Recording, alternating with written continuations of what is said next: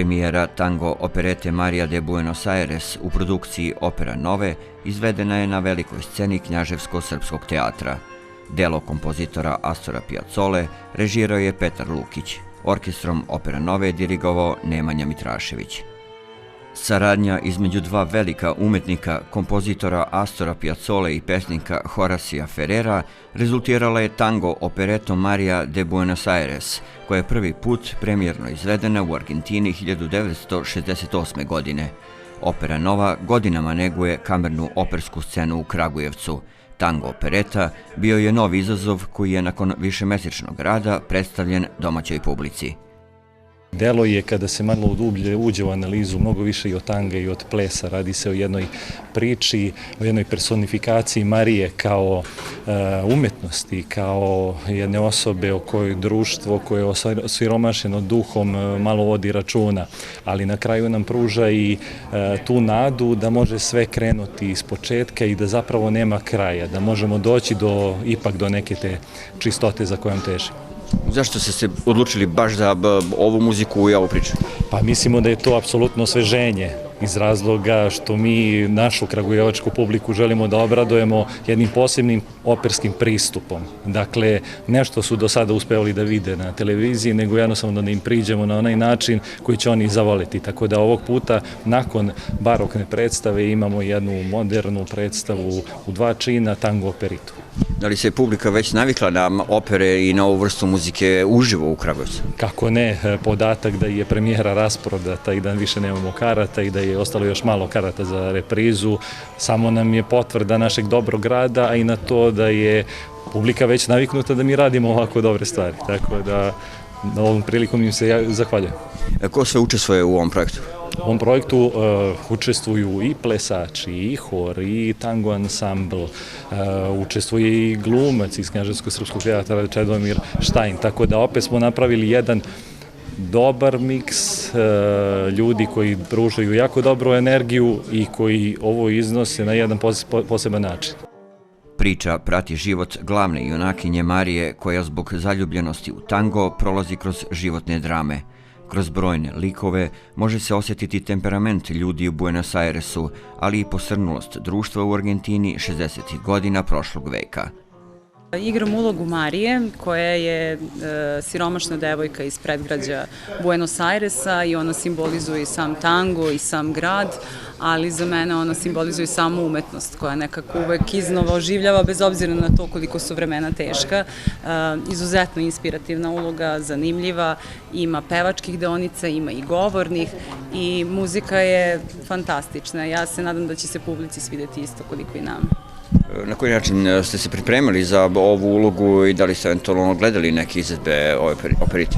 Da, pa trudim se da ne gledam izvedbe pre nego što sama pročitam tekst.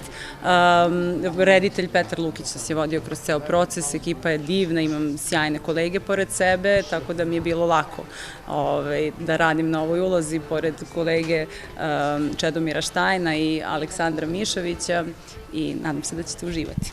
Koliko ste navikli na ovakve uloge, na ovakve projekte Opere Nove, s obzirom da je to na neki način novina u Kragujevcu? Pa da, ovo je nešto potpuno drugačije od onoga što sam do sada izvodila, zato jeste veliki izazov. Peva se na malo drugačiji način nego uloge koje sam ranije tumačila, tako da interesantno iskustvo. Nije prvi put da sarađujem sa Operom Novom, ali uvek uzbudljivo učestvovati u jednom žanru u kome nemam prilike stalno da se dokazujem. Tako da je, mada imam zapravo isključivo glumački zadatak u ovoj operi, zaista je divno biti na sceni i sa pevačima vrhunskim kao što su Zorica Belojica i Aleksandar Mišović, kao i sa ovim ansamblom opere i celim orkestrom.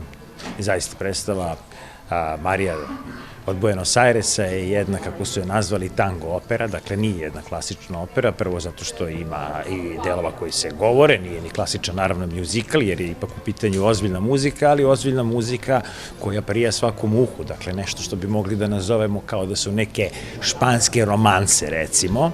Moja uloga koju igram je uloga koja u originalu se zove El Duende, i to bi nekako u nekom slobodnom prevodu bio neki goblin ili neko stvorenje, zapravo duh Buenos Airesa koji pokušava da ispriča zapravo celu priču o Mariju od Buenos Airesa, često prekidajući taj narativni tok ličnim obraćanjem njoj, znači iz nekog svog ličnog emotivnog iskustva, dakle ne isključivo hladnog narativnog, nego i iz vrlo emotivnog proživljavanja, zato što je bio svedok Marijinog odrastanja, Marijine smrti, Marijine muzike i Marijinog života.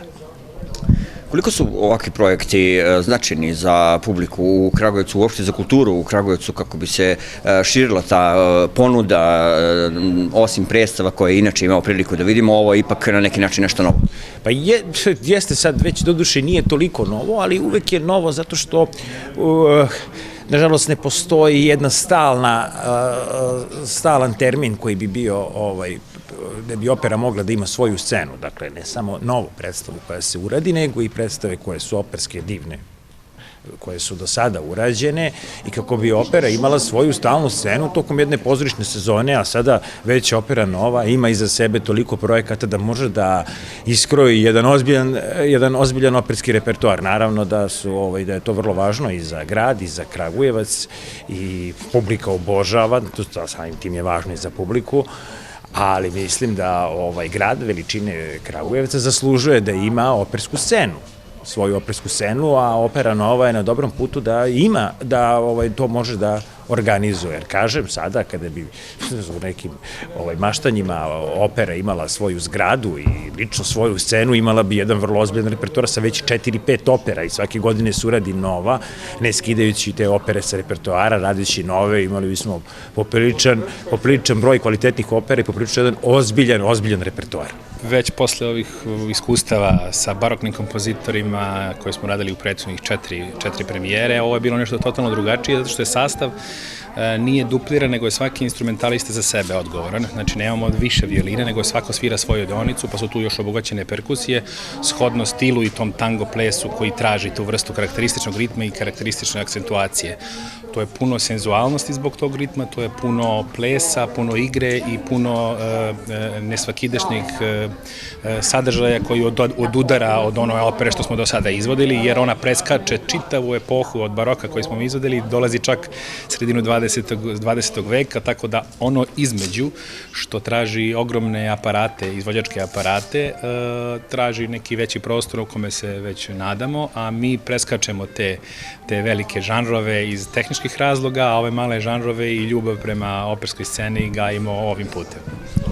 Koliko će možda eventualno ova muzika da bude primamljivija našoj publici i koliko mi je možda bliža od nekih drugih vrsti muzike? Pa ako to kolokvijalno gledamo kakva se sad muzika sluša i šta se sada neguje, naravno da će na prvo slušanje više leći, zato što ona ima u sebi i harmonska rešenja i ritmička rešenja koja se slušaju u popularnoj muzici i puno je tih akcenta i ritma što i ljude koji konzumiraju muziku, da kažem, ne umetnički, nego onako narodski, imaju taj osjećaj za ritam. I onda ta ritmičnost će sigurno više privući ljude nego što je potrebno u operama koje smo do sada izvodili, gde je bilo prethodno znanje o tome šta u kom trenutku ko peva i o čemu peva da bi se razumele. Ovo kupuje na prvu loptu, na prvi ton, kako muzikom, tako plesom, tako i pevanjem.